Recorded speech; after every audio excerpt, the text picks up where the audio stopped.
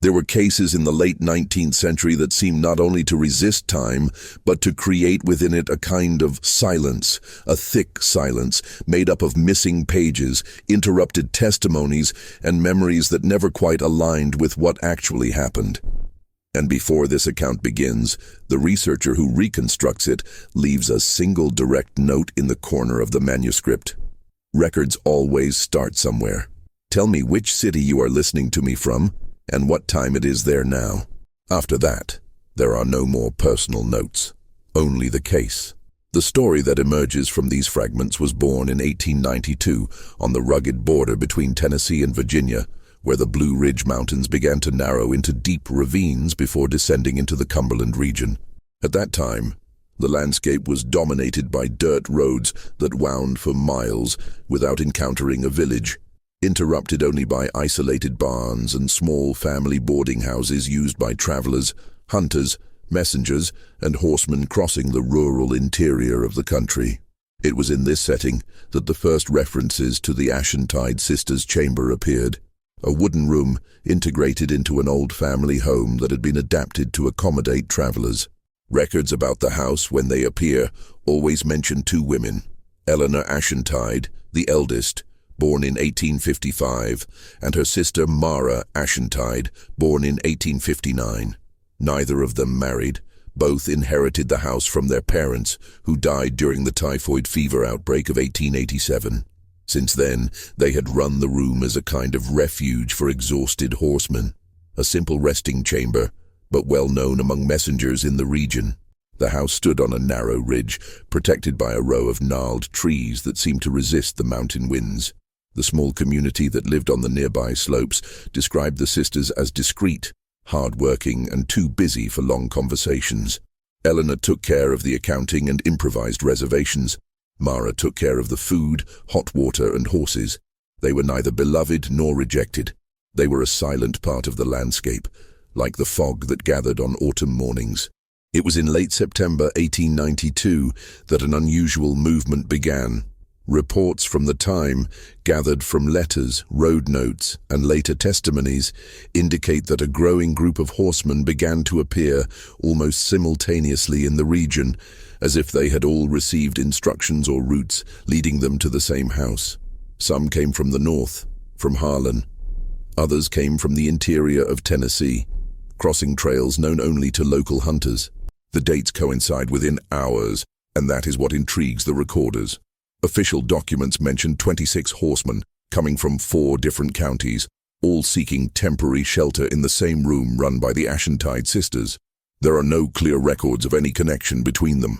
Varied professions, different ages, different intentions. Messengers, merchants, travelers with no definite destination.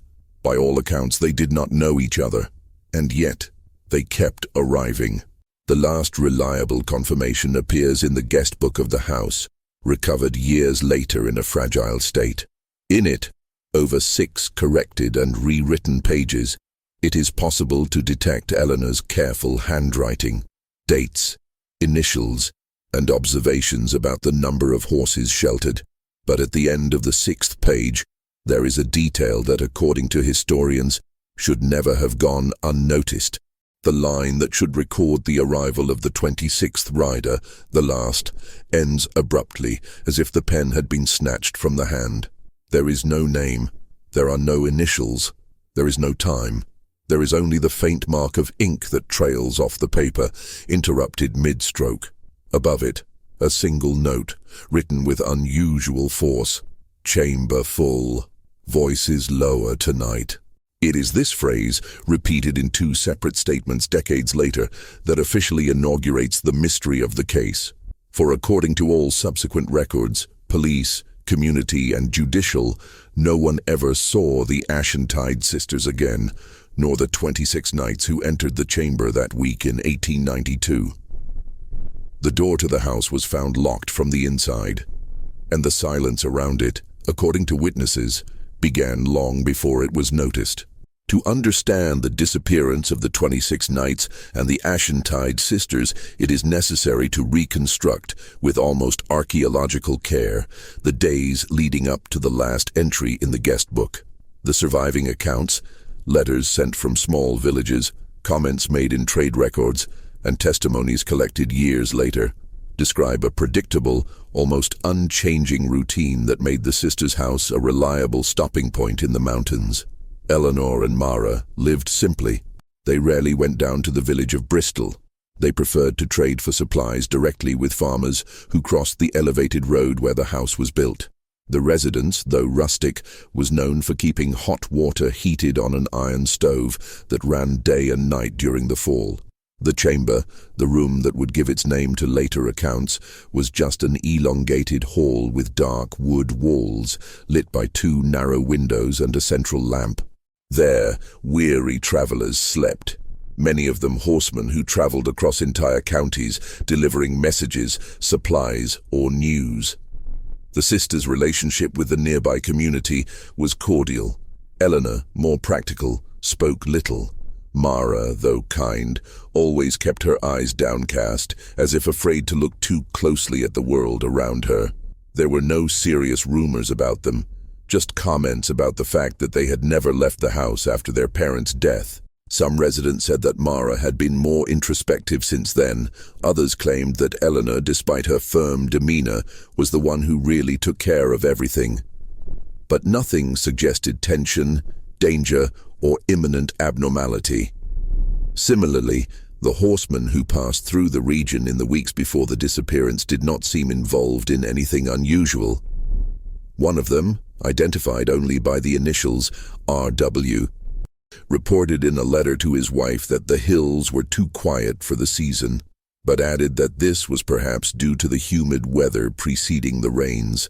Another traveler mentioned encountering smaller groups of men traveling in the same direction, but considered it a coincidence. It was the end of the month, a common time for deliveries and cargo exchanges between counties. Still, when the documents are aligned chronologically, a synchronicity becomes apparent that at the time no one found strange.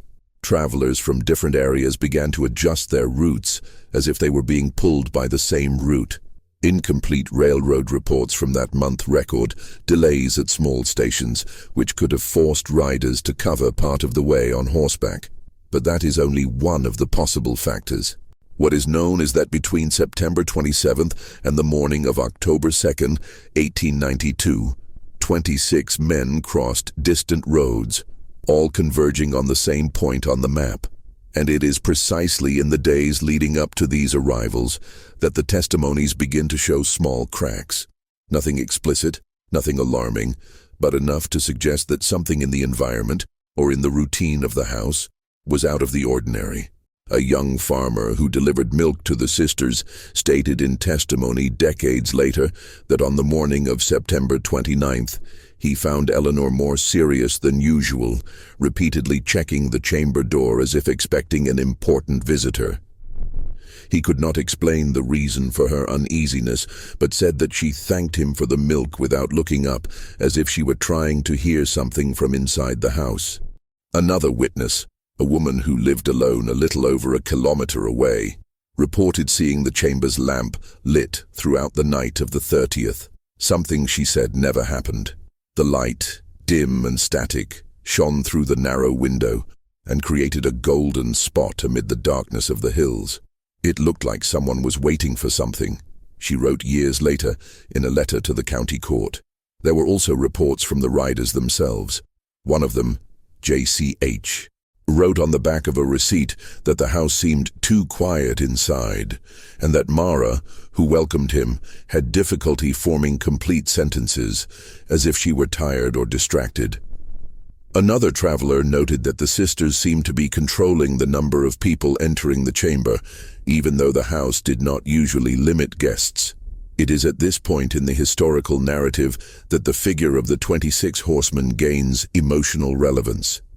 Among them were young men and men already aged by work, trained messengers and occasional travelers, some carrying important letters, others just transporting supplies. The reconstruction of the archives attempts to give a face to each of them, but, as in many cases from the 19th century, the information is incomplete. Some horses were catalogued, others were not. Some initials match names known in the region, others remain unmatched. What is known for sure is that the house, which for years had received 2 or 3 travelers at a time, had never housed so many men simultaneously, and it had never recorded such frequent entries in so few hours. The last reliable witness before the disappearance was a 16-year-old boy, the son of a local farmer, who cut wood for the sisters in exchange for coins. He stated that on the morning of October 2nd, when he delivered the wood, he noticed something unusual. No sound came from inside the house, even though all the horses remained tied to the small outdoor enclosure. No footsteps, no voices, not even the usual metallic clanging of Mara's pots and pans. The door was closed as usual, but there was a stillness that made him retreat without calling out. It was the last time, according to records, that anyone saw any sign of life at the Ashentide house. And yet, that morning, all 26 horses were still there. Reconstructing the last hours before the disappearance of the 26 horsemen requires poring over documents that were not meant to survive the passage of time. Incomplete pages, sparse testimonies, notes alongside moisture-stained maps, and descriptions given by witnesses who, in recalling what they saw, seemed to also speak of what they feared they had not understood at the time. None of this offers a continuous thread. It is necessary to piece together, stone by stone, the path that culminates in the silent morning of October 2nd, 1892. The safest starting point is the night before. The official reconstruction, made decades later, suggests that at least 23 horsemen had already settled in the chamber by 8 p.m. on October round. The other 3 would have arrived between 9 p.m. and shortly after 11 p.m., according to indirect reports from residents who saw lanterns moving slowly along the winding road. The description of the light that night is recurrent in the testimonies. There was low fog, typical of the season, which rose from the ravines and accumulated very close to the ground, leaving the treetops completely visible, but transforming the bases of the trunks into indistinct shadows. The crescent moon rose behind the hills, diffuse, creating a bluish hue that made the details almost liquid to the human eye. One of the travelers, whose diary was found years later, leaning against the wall of the abandoned house, noted that upon entering, the chamber was warm but tense. He described the central lamp as shining less than usual, and mentioned that some of the men were talking in low voices about the sisters' delay in collecting hot water. Others seemed just tired, trying to sleep leaning on their bags and blankets. Records indicate that Mara Ashentide circulated among the guests offering water and bread, while Eleanor remained near the door as if waiting for something outside. A behavior mentioned by 3 different sources, all independent of each other. The door opened occasionally to allow another night to enter, and whenever this happened, a cold wind blew through the room, causing the lamp to sway slightly. Around 11:30 p.m., according to the diary of one of the travelers, something changed in the atmosphere. The voices subsided, not because of fatigue, but because we realized that the silence outside was deeper than it should be. This phrase, repeated by scholars, became one of the last clues as to what the men felt that night. The wind ceased. The sounds of the trees stopped. Even the horses, according to the testimony of 2 witnesses passing by on the road, remained motionless, as if attentive to something that humans had not yet perceived. Silence had always been part of the routine of the hills, but not like this, not so absolute. At midnight, it is believed that the 26th night arrived at the door. This is the most widely accepted conclusion, although there is no direct document confirming it. The guest book, with its last line interrupted, suggests that Eleanor tried to record his arrival. The smudged ink indicates an abrupt movement, as if she had been interrupted in the middle of writing, or as if she had dropped her pen upon hearing something coming from the hall.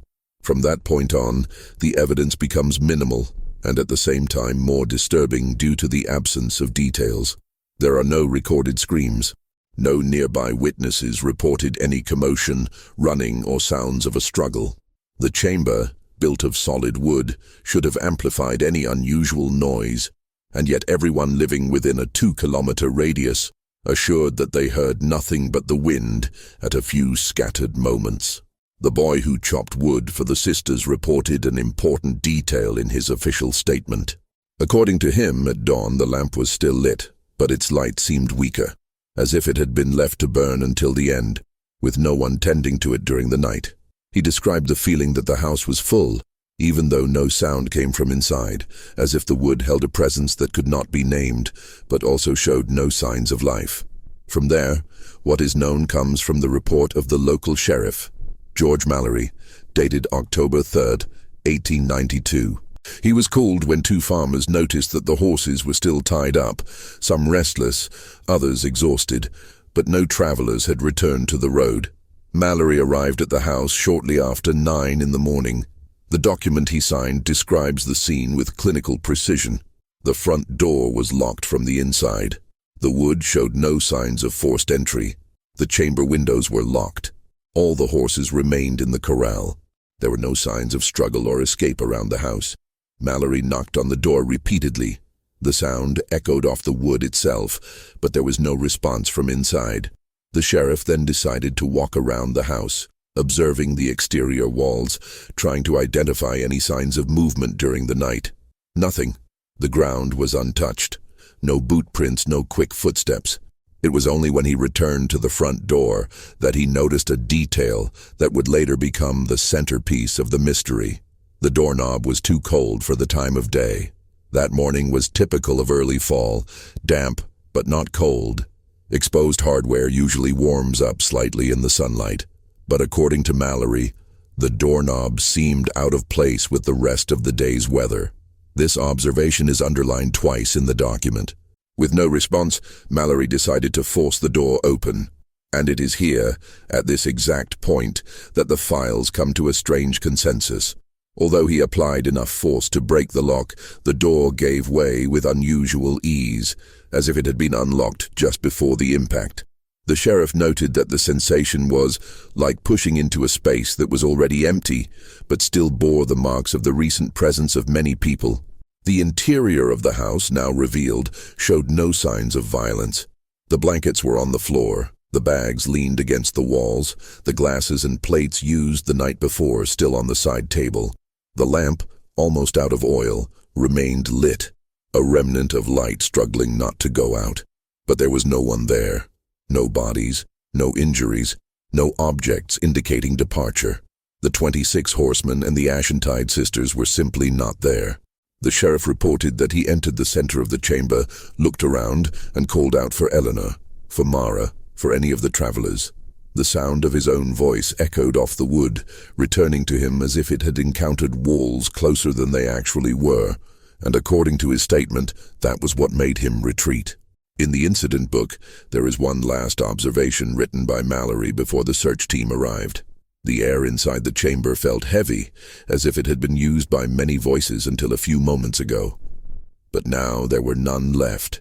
It was the only personal impression admitted in his report, and it is also the last confirmed evidence before the investigation plunged into the realm of conflicting versions. The news that the Ashentide sisters' house had been found empty, with all the travelers' belongings intact, and the 26 horses still tied to the fence, spread with the speed that rumors always have in mountain regions. Within hours, farmers, merchants, onlookers, and authorities from neighboring counties were already walking the trails toward the small hill where the house stood. Sheriff George Mallory, previously alone in the face of an inexplicable scenario, found himself surrounded by men demanding answers. Some had witnessed the arrival of the horsemen in the previous days, others had missing relatives, others simply feared the idea that such a large group could disappear without a trace. But Mallory, firm in his stance, repeated only what he knew. There were no signs of escape, no evidence of violence, no conclusive clues. A search team was formed. For 3 days, they followed trails, examined ravines, covered miles of hillsides, and combed through dense forests. Experienced men, capable of identifying recent footprints in the damp soil, assured that no group of 26 people had crossed those areas. It would be impossible not to leave marks, said one of the trackers, a hunter who had been working in the region for over 30 years. The total absence of trails then became the most disturbing element of the case. Upon re-entering the house, This time, accompanied by other officers, Mallory revisited every corner of the room. The empty lamps, the hastily folded blankets, the poorly washed glasses, the guest book open on the last filled page. Everything seemed frozen in the previous night, as if the routine had been interrupted by a single, invisible gesture. Each detail, however, was absolutely commonplace in the life of a rural guest house of that period. Nothing signaled disaster. Nothing pointed to conflict. And precisely for this reason, each object came to be interpreted as a possible silent witness. A plate found near the west wall had a crack that had not been mentioned in previous reports. One of the officers suggested that it could have been knocked over during a conversation or a bump. Another disagreed, stating that the crack could be old, only now noticed. Small disagreements like this began to multiply in the investigation, generating competing versions. The community, pressured by the lack of explanations, began to fill in the gaps with their own theories. Some were based on old rumors about rivalries between counties. Others spoke of groups of bandits who had hidden in the mountains. But none of this stood up to the simple facts. The horses were there, all of them, and none of them showed signs of running or extreme tension, something that would certainly have occurred if there had been any kind of attack. The most human revelation in the case, however, did not come from the police.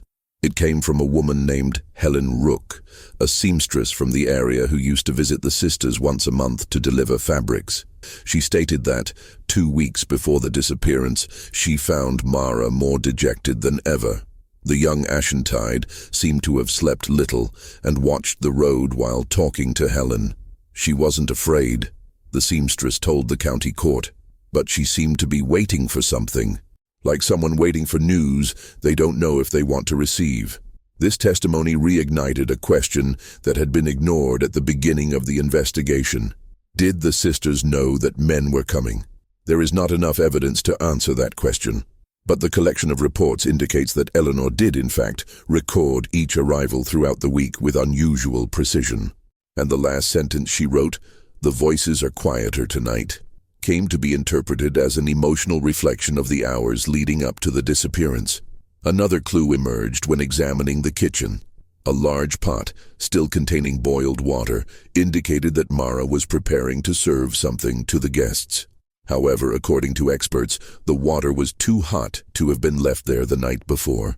This suggested that it had been heated during the early hours of the morning, at a time when officially no one should have been awake. But who touched the pot? Who lit the fire? And why? Investigators never reached a conclusion. They only believed that for some unknown reason, there was activity inside the house after midnight. Activity that produced no sounds, no footprints, no signs of departure. The final report, prepared over several weeks, described the case as a collective absence with no evidence of displacement.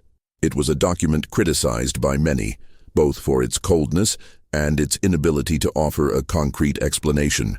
The riders' families demanded answers. The community feared that the lack of answers would damage the region's reputation. And Mallory, pressured from all sides, tried to close the case with the most prudent theory he could formulate, that the group had left the house by routes that the terrain somehow failed to preserve. But no one fully believed this conclusion, not even the sheriff himself. Years later, when his personal diary was found, a handwritten note would reveal what he never said publicly. The house didn't seem empty when I entered. It seemed interrupted, as if something had been decided there among everyone without leaving a trace. This sentence reopened the case decades later, when new researchers began to examine the episode with more modern methods. One of them, while reviewing the statements about the light in the chamber, noticed something that had been overlooked. All the witnesses mentioned the lamp being lit at dawn, but none mentioned seeing its glow after the door was opened. The sheriff's record also makes no mention of the lamp after he entered. It is from this detail, small, silent, almost imperceptible, that the last and most intriguing question about the Ashentide case arises. If the lamp was lit when the door was opened, why did no one see it go out? Decades have passed since that silent morning, when Sheriff Mallory pushed open the chamber door and found only emptiness. At that time, records were fragile, handwritten by men who often did not know that their words would be reread by future generations. Still, these fragments survived. Faded books, letters folded so many times that they lost their edges, testimonies written in graphite that time insists on erasing. And it is through these incomplete pages that modern researchers attempt to understand what really happened in the Ashentide sisters' house. Not as those seeking quick explanations, but as those who accept that certain historical episodes cannot be resolved, only clarified by the shadows they left behind. Upon revisiting the case, one realizes that silence was always at the center of everything. The silence of the closed chamber, the silence of the road that night, the silence of the motionless horses, the silence of the lamps that burned without witness. There was no commotion, there were no screams, there was no running, just an abrupt and complete interruption of human presence, as if life, for some unknown reason, had taken a step out of that space without leaving a mark on the ground it trod. The researcher, organizing the documents in chronological order, notices something that perhaps none of those involved at the time could have noticed. There are no records of conflict between the horsemen, no previous disagreements, no signs of growing tension that would justify a collective abandonment. On the contrary, many of them were men accustomed to facing dangerous roads, entire nights in the open, long journeys between counties.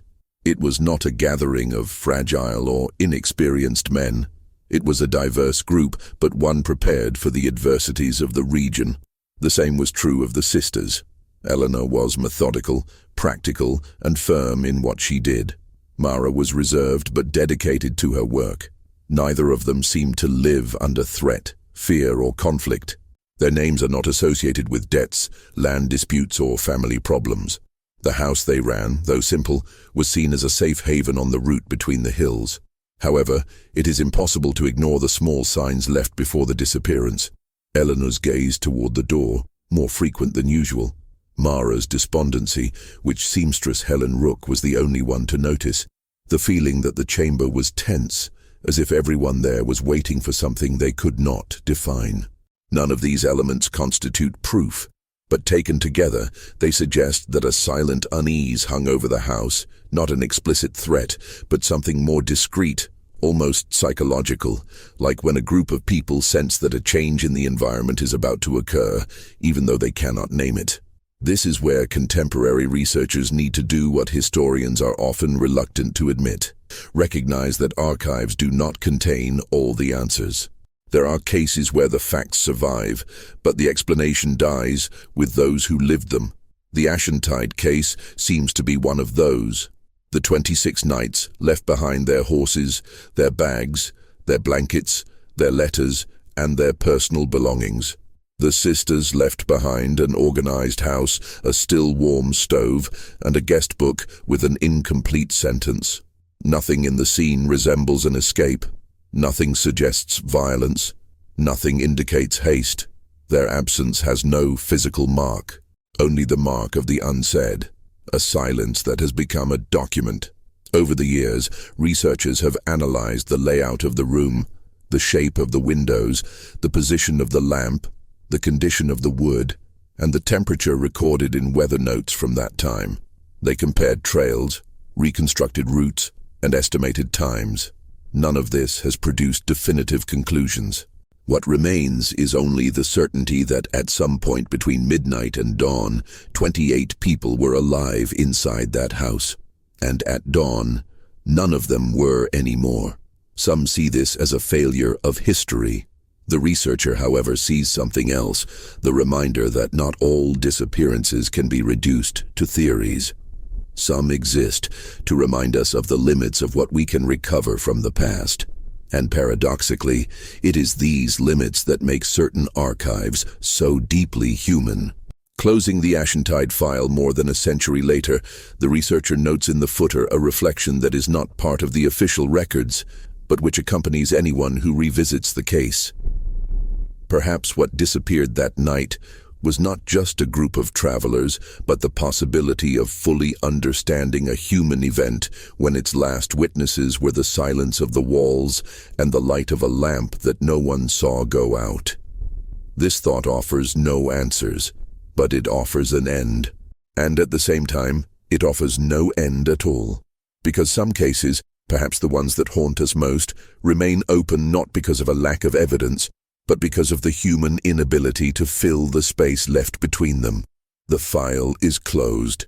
The silence remains. And the Ashentide case, like so many others that have spanned generations without being solved, ends exactly where it began, at the moment when all voices ceased at the same time.